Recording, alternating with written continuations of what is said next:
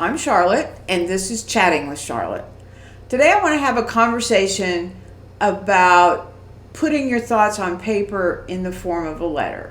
The reason I decided to do this today is because yesterday I was looking at my blog and I realized that most of the views lately have been the letters that I have posted in the last couple of years, and I've written a variety of letters. Most of them to my inner child, but also to people or on subject matters that I felt like I needed to address. To John, my husband who passed away, and to God. And so I thought it would be helpful, or I hope it'll be helpful, to just talk a little bit about writing letters.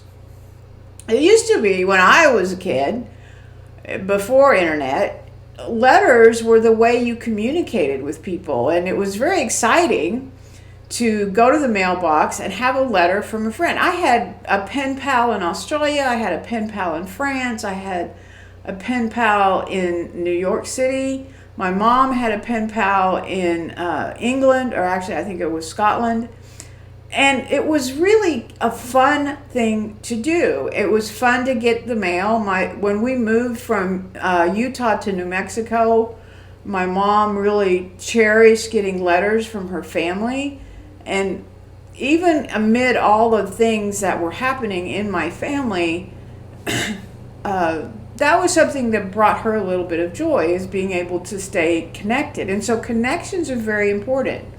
And even though letter writing has kind of taken a back seat, and I can't even remember the last time I actually got a letter from someone in the mail, in snail mail as we call it now, I think there's something to be said about sitting down, taking out a piece of paper or even a journal and a pen and just writing to someone. Now, that someone can be your inner child, which is a very useful thing to do because it helps you really talk to that child in a way that you can go back to and maybe remind yourself of what you told the child.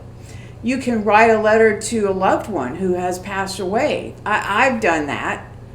In the early days after John passed away, I did that nearly every day and it was just telling him how my day went. Because one of the ways we communicated during the day when we were both at work was through text messages, and I missed that. So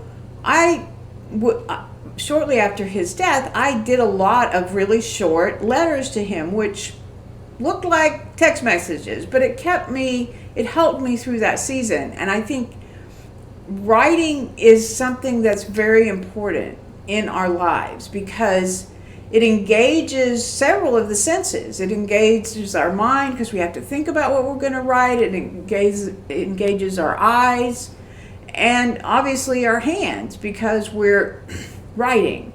And so it engages and integrates three different senses. And it helps us process things in a way that just thinking about it, or even sometimes even typing it, doesn't really do.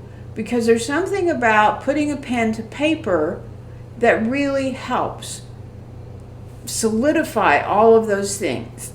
And it's something concrete that you can look back at. It's in your handwriting. And when I was in the process of healing, I could really look back and tell what kind of a frame of mind I was in when I would look at some of the things that I wrote because of how my handwriting looked. And so it's a good way to even look back and see how far you've come. Now, typing is fine, and I do that as well, but I just wanted to tell you that it really helps me, and obviously there's people out there that have enjoyed, and the letters I've written and posted have resonated with people. And so I just wanted to talk a little bit about that. It's something that maybe you can do, because the goal of this channel is to provide you with just things that help me, and that's one of the things that helped me. So have you ever written a letter? Share in the comments how that helped you or didn't help you. Subscribe to my channel and don't miss any of these conversations or the life hacks or the inspirations that I post every week. Look forward to talking to you and hearing from you, and I will talk to you again soon. Thank you so much.